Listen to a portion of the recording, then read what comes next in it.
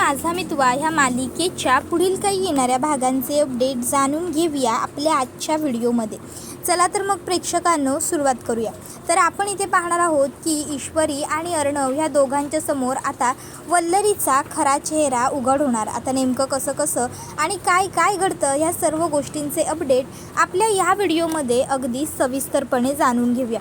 तर मित्रांनो, आता आपण इथे पाहिलंय की ईश्वरी आणि अर्णव सौदामिनीला भेटून आल्याच्या नंतर ईश्वरी अर्णवला म्हणत असते, सर अहो इन्स्पेक्टर साहेब आपल्याला असं म्हणाले की बाबांच्या शरीरामध्ये त्यांना काहीतरी विषारी द्रव्य सापडलं, त्यामुळे मला असं वाटत नाही की हे सगळं जे झालंय ते राकेशने केलंय। त्यावर अर्णव म्हणतो, मिसिंदौर नेमकं काय म्हणायचं काय तुला? त्यावर ईश्वरी म्हणते, अर्णव सर अहो तुम्ही विसरताय का? तुम्हीच काय म्हणालात की राकेशने बॉम्ब आणला होता, बरोबर? मग जर त्याने बॉम्ब आणला होता, बॉम्ब लावला होता, तर त्याला सगळ्यांनाच संपवायचं होतं। त्याने आपल्या ट्रॉलीखाली बॉम्ब लावला होता म्हणजे त्याला आपल्याला संपवायचं होतं आणि त्याने सरळ आपल्याला संपवण्यासाठी प्रयत्नसुद्धा केले। मग त्याने बाबांवरती आघात कसा केला? कारण राकेश तर त्यावेळी तुमच्याबरोबर होता ना, तुम्ही राकेशला घेऊन गेला होतात आणि राकेश तेव्हा बेशुद्ध पडला होता असंही तुम्ही म्हणाला होतात। मग राकेश अचानक कसा येऊ शकतो परत?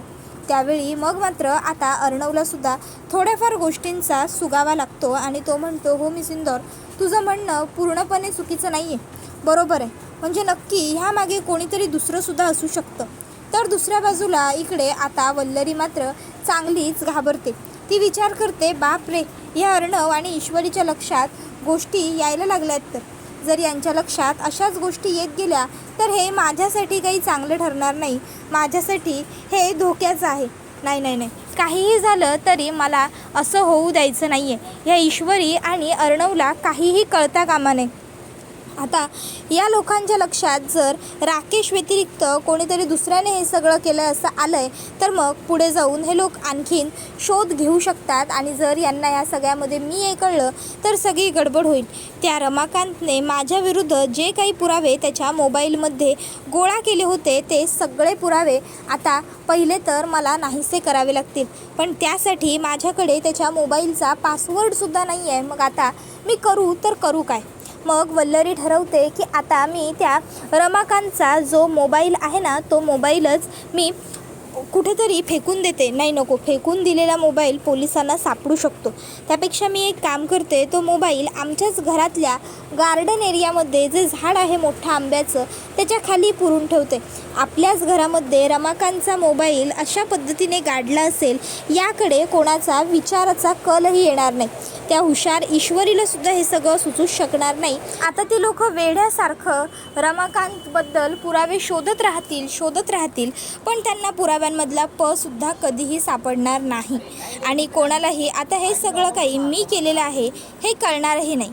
आतापर्यंत ईश्वरीने खूप वेळा मला पकडलं आहे, पण आता नाही। यावेळी आपल्याच घराच्या गार्डनमध्ये काही पुरावे असतील असा कोणाच्या मनातही विचार येणं शक्यच नाही आहे। स्वतःच्या घराच्या गार्डनवर कोण संशय घेणार आहे? वा वल्लरी, शाब्बास, उत्तम काम केलं आहे अगदी। मग वल्लरी आता हे सगळं काही ताबडतोब तिथूनच फोन करून आता ती उदयकांतला सुद्धा सांगते की उदयकांत, मी पुरावे नष्ट करता येत नव्हते म्हणून त्या रमाकांतचा फोनच लपवून ठेवलेला आहे आमच्याच घराच्या गार्डन एरियामध्ये। एक मोठं झाड आहे आंब्याचं त्याच्या खाली। आता हा प्रश्न वेगळा की जेव्हा आपल्याला त्या फोनची गरज लागेल तेव्हा आपण तो काढू शकतो। हे सगळं प्रकरण थंड झालं की मग आपण त्या फोनचं काय करायचं ते बघू। तोपर्यंत हा फोन आमच्या गार्डन एरियामध्येच राहू दे, इथे कोणाला त्या फोनवरती संशयसुद्धा येणार नाही। आता इथे मी सगळं सांभाळून घेतलं आहे, पण तू अंडरग्राऊंड राहा, तू इकडे येऊ नकोस। एवढं बोलून वल्लरी फोन ठेवते आणि घरात येत असते।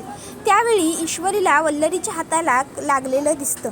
ईश्वरी वल्लरीच्या हाताला आलेलं रक्त बघते आणि म्हणते, मामी अहो काय हो, तुमच्या हाताला एवढं काय लागलं? आता वल्लरी ही जाणून बुजून ईश्वरीशी उद्धट बोलते आणि म्हणते, तुला काय करायचं आहे तेवढ्याशी?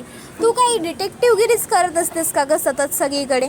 तुम्हाला काय झालं मगाशी सांगितलं ते तुला कळलं नाही का? एवढं सगळीकडे लक्ष देण्यापेक्षा आहे ना स्वतःच्या नवऱ्याकडे दे, सध्या तेच तुझ्यासाठी आणि अर्णवसाठी सुद्धा फायद्याचं ठरेल। कळत नाही का तुला? नवऱ्यावर लक्ष दे म्हटलेलं. त्यावर इशू म्हणते, माझं माझ्या नवऱ्याकडे लक्ष आहेच हो, आणि ते माझं कर्तव्यसुद्धा आहे.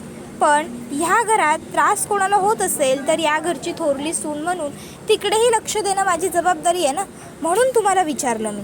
त्यावर मग वल्लरी ही लगेच म्हणते, ठीक आहे, मग आता ऐक. माझ्या हाताला काटा लागला, पायात काटा टोचला, तो काढायला गेले तर तो हातालासुद्धा लागला. बस झालं तुझं समाधान, सोड आता माझी वाट, झाली डिटेक्टिव्हगिरी करून. तर एवढं बोलून वल्लरी ही आता तिकडनं ताबडतोब स्वतःच्या रूममध्ये येते. ती विचार करते, थँक गॉड त्या ईश्वरीला शंका नाही आली. जर त्या ईश्वरीला थोडासा जरी डाऊट आला असता ना, तर तिने तिथेच माझी उलट तपासणी घ्यायला ताबडतोब सुरुवात केली असती. वल्लरी आता सावर स्वतःला. आता तुला इतकं सांभाळून राहायचं आहे की कोणाला तुझ्यावरती शंका वगैरे येता कामा नये. तू आता सगळ्यांसमोर हेच दाखव की तुला किती वाईट वाटलं आहे रमाकांतच्या जाण्याचं, तुला किती त्रास होतो रमाकांतच्या जाण्यामुळे, ईश्वरी, अर्णव आणि अंजली अनाथ झाल्यामुळे. हे तुला आता सतत सगळ्यांना दाखवत फिरावं लागणार आहे. काहीही झालं तरी या सर्व प्रकरणामध्ये मी अडकता कामा नये. त्या उदयकांतमुळे झालं हे सगळं. जर त्या उदयकांतकडे माझ्या विरोधात कुठलेही पुरावे नसते ना, तर मी तर त्या उदयकांतला यावेळी अडकवलाच असता चांगला. तर दुसऱ्या बाजूला इकडे आता बरेच दिवस अस्थी घरात आणून ठेवलेल्या आहेत, पण अजून त्या अस्थींचं आपण काहीही केलेलं नाही आहे. ही गोष्ट जेव्हा आकाशच्या लक्षात आलेली असते, आकाश विचार करतो की जोवर आपण अस्थी विसर्जन करत नाही किंवा आपण त्या अस्थी कुठेतरी सुरक्षित ठिकाणी ठेवत नाही, तोपर्यंत काकांच्या आत्म्याला शांती लाभणार नाही. त्यामुळे अस्थींचं काहीतरी केलं पाहिजे, दादाला विचारलं पाहिजे. मग आकाश अर्णवकडे येतो आणि अर्णवला विचारतो, दादा मी काय म्हणतो, आपण काकाच्या अस्थींचं काहीतरी करायला हवं. नाही म्हणजे अस्थी आणून जवळपास आता 15 दिवस झालेत, अजून आपण त्यांचं काहीही विसर्जन वगैरे करण्याचा विचारही केलेला नाही आहे. दादा असं म्हणतात, भरपूर दिवस ह्या अस्थी घरामध्ये ठेवायच्या नसतात, यामुळे आत्म्याला शांती मिळत नाही. म्हणून मी तरी असा विचार करतोय की आपण एक काम करूया, आपण लवकरात लवकर ह्या अस्थींचं विसर्जन करूया. जितक्या लवकर आपण अस्थी विसर्जन करू तितक्या लवकर काकांच्या आत्म्याला शांतता आणि मुक्ती दोन्ही मिळेल.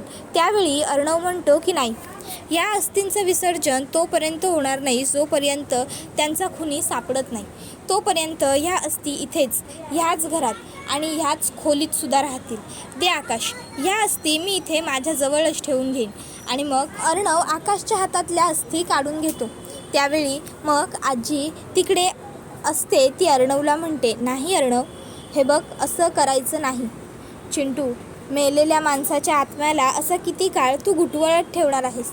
असं नाही चालत बाळा, शेवटी जो नियम आहे तो पाळावाच लागतो.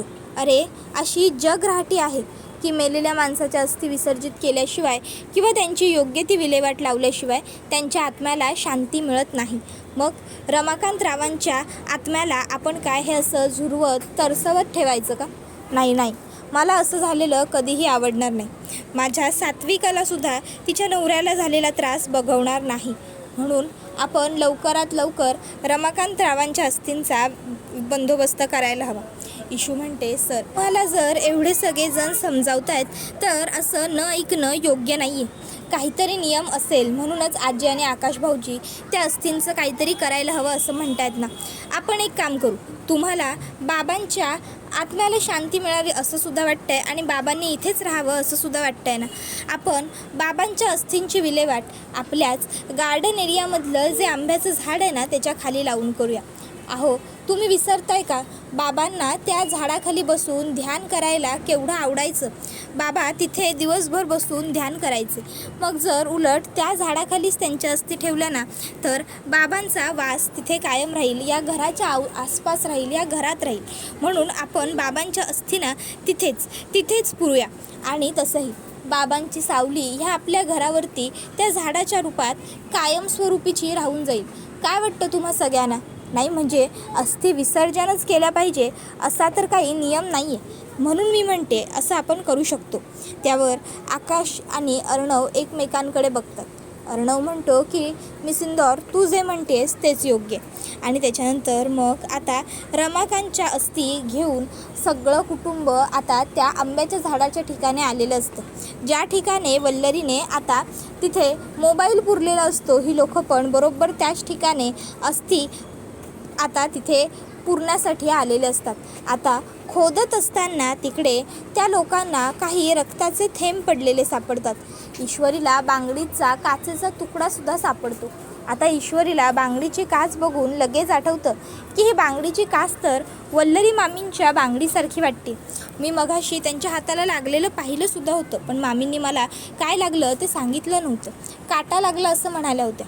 आम्ही खोटं का बोलले असतील. इतक्यात खाली खाली खोदताना आता त्यांना मोबाईल सापडतो. आता हा मोबाईल कोणाचा हा प्रश्न सगळ्यांना पडलेला असताना अंजली म्हणते हा मोबाईल बाबांचा आहे. हो, मला व्यवस्थित आठवतो आहे, हा बाबांचाच मोबाईल आहे आपल्या चिंटू. त्याबरोबर मग आकाश म्हणतो काय काकाचा फोन, बट मग काकाचा फोन इथे काय करतो आहे. ॲक्च्युली काकाचा फोन तर त्यांच्याबरोबर असायला हवा होता ना. ते म्हणाले होते की ते वारीला चाललेत म्हणून जाताना त्यांनी तसा मेसेज याच फोनवरून केला असेल. मग हा फोन त्यांच्याकडे नसून इथे असा मातीत काय करतोय. दादा मला ना हे जरा रिस्की आणि वियर्ड वाटतंय. म्हणजे मातीत हा फोन काय करतोय, कसा गेला, ह्या सर्व प्रश्नांनी डोकं जरा हँग होतं आहे नाही. आपण या फोनला अनलॉक करायला हवा. त्याबरोबर मग आता अर्णव काही बोलणार इतक्यात नम्रता म्हणते हो ना, म्हणजे कोणीतरी हे जाणून बुजून केल्यासारखं वाटतंय. कोणाला तरी माहिती होतं की या फोनमध्ये काहीतरी असं आहे की जे बाबांना आपल्यापर्यंत पोहोचवायचं असेल, म्हणून कुणीतरी जाणून बुजून तो मोबाईल आपल्याच घरातल्या गार्डन एरियामध्ये लपवला, जेणेकरून आपल्या लक्षातही येऊ नये आणि आपण आपल्या घराच्या अंगणात शोधणार नाही. त्याबरोबर अर्णव म्हणतो बरोबर आहे तुम्हा दोघांचं म्हणणं, चला सुरू करूया आपण बाबांचा मोबाईल. नक्कीच आपल्याला ह्या मोबाईलमध्ये काहीतरी सापडेल असं मलासुद्धा वाटतं. त्यानंतर अर्णव, ईश्वरी आणि घरातले इतर सगळेच तो मोबाईल घेऊन वरती आलेले असतात. आता वरती आल्याच्या नंतर मग आता अर्णव हा त्या मोबाईलला चार्जिंग वगैरे लावतो. त्या मोबाईलला व्यवस्थित चार्ज वगैरे करून घेतल्याच्या नंतर इकडे अर्णव आता तो मोबाईल सुरू करण्यासाठी हातामध्ये घेतो. आता मोबाईल हातात तर घेतो, पण मग ईश्वरीला म्हणतो मिसिंदर अगं पण मला पासवर्ड कुठे माहिती आहे, तुला माहिती आहे का बाबांच्या फोनचा पासवर्ड. त्यावर इशू म्हणते नाही हो, मला पण पासवर्ड नाही माहिती, मी कधी विचारलंच नाही बाबांना. पण मला काय वाटतं तुम्ही ना अंजलीताईंची किंवा तुमची बर्थडेट टाकून बघा पासवर्डसाठी. खात्री आहे मला तुमच्या दोघांपैकी कोणाची तरी एकाची बर्थडेटच असू शकते या पासवर्डला. बघा बघा. अर्णव म्हणतो मिसिंदर अगं पण. त्यावर इशू म्हणते सर टाकून तर बघा ना, जर बर्थडेट निघाली तर वेल अँड गुड, आणि जर पासवर्ड चुकीचा ठरला तर मग आपण मोबाईलवाल्याकडे जाऊ आणि मोबाईलवाल्याला सांगू, मग तो देईल की करून आपल्याला. काय वाटतं तुम्हाला. त्यावेळी मग आता लगेचच अर्णवला इशूची ही कल्पना पटते. इशू म्हणते गणूबाप्पा आता तुझाच आधार आहे रे आम्हाला, काहीही झालं तरी हा मोबाईल उघडू दे आणि हा पासवर्ड योग्य ठरू दे. उघड गणूबाप्पा उघड. इशू हात जोडून उभी असते आणि त्याचवेळी अर्णव पहिले तर अंजलीची बर्थ डेट टाकून बघतो पासवर्डसाठी. अंजलीची बर्थ डेट चुकीची दाखवते. मग अर्णव स्वतःची बर्थ डेट टाकतो आणि आता बघतो तर काय त्याचीच बर्थ डेट आता रमाकांतच्या मोबाईलचा पासवर्ड असतो. आता हे बघून तो आणखीन थोडा भावूक होतो, पण त्यावेळी इशू त्याला सावरते, आधार देते आणि समजून सांगते ही वेळ भावूक होण्याची नाही, तर ही वेळ खुन्याला शोधण्याची आहे. मग अर्णव तो मोबाईल सुरू करतो. आता ते दोघंजणं मोबाईल तपासत असतात. मोबाईल तपासत असताना त्यांना तो व्हिडिओ सापडतो, ज्यामध्ये वल्लरी ही सोन्याचे दागिने आजीच्या रूममधून काढते आणि तिकडे नकली दागिने ठेवते. अर्णव म्हणतो मामीने ही दागिन्यांची अदलाबदली का केली असेल, नेमके हे कुठले दागिने आहेत. त्यावेळी इशू म्हणते की मामी खरे दागिने काढून खोटे दागिने वगैरे ठेवत असतील का.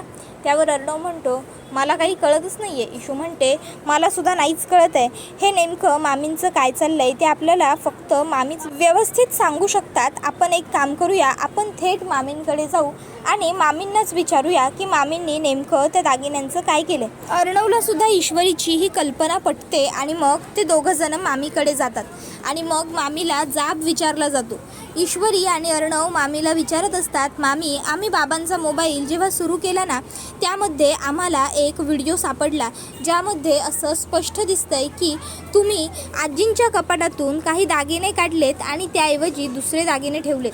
मामी तुम्ही नेमके कोणते दागिने काढलेत आणि त्याच्याऐवजी कोणते दागिने ठेवलेत आणि मुळात तुम्ही आजीला न विचारता त्यांच्या खोलीमध्ये जाऊन दागिने असे अदलाबदली का केले? तुम्ही आजींच्या खोलीत जाऊन तिजोरीला हात का लावला?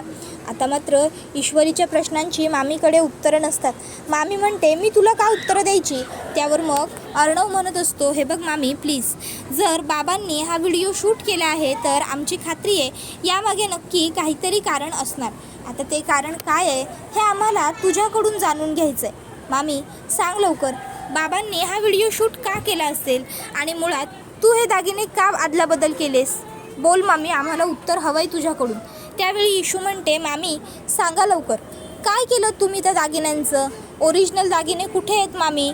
ते दागिने अर्णव सरांच्या आईचे होते म्हणून आजींनी स्वतःच्या जवळ ठेवले होते आणि तुम्ही ते ओरिजिनल दागिने काढून घेतलेत आणि त्याऐवजी डुप्लिकेट दागिने ठेवलेत. कुठे आहेत ते ओरिजिनल दागिने? काय केलं आहे तुम्ही त्यांचं? बोला मामी बोला. एवढे पैसे एवढे दागिने तुम्हाला कशाला हवे होते? वल्लरी म्हणते, तुला काय करायचं आहे? इशू म्हणते, ह्या घरची सून म्हणून तुम्हाला प्रश्न विचारण्याचा मला पूर्ण हक्क आहे. बोला लवकर मामी. आता मात्र मामीची बोलती बंद होते आणि हा व्हिडिओ इथेच संपतो. व्हिडिओ आवडला असेल तर व्हिडिओला लाईक करा. चॅनलवर नवीन असाल तर चॅनलला सबस्क्राईब करा आणि बेल आयकॉन आठवणीने प्रेस करा जेणेकरून तुम्हाला पुढच्या प्रत्येक व्हिडिओचं नोटिफिकेशन मिळत जाईल आणि सर्व व्हिडिओंचा आनंद हा अगदी उत्तम पद्धतीने घेता येईल. चला तर मग प्रेक्षकांनो, आजच्या पुरतं इथेच थांबूया. पुढचा व्हिडिओ येईपर्यंत या व्हिडिओचा छान पद्धतीने आनंद घेत राहा. तुम्हाला तू ही रे माझा मितवा ही मालिका कशी वाटते हे आम्हाला कमेंटमध्ये नक्कीच सांगा.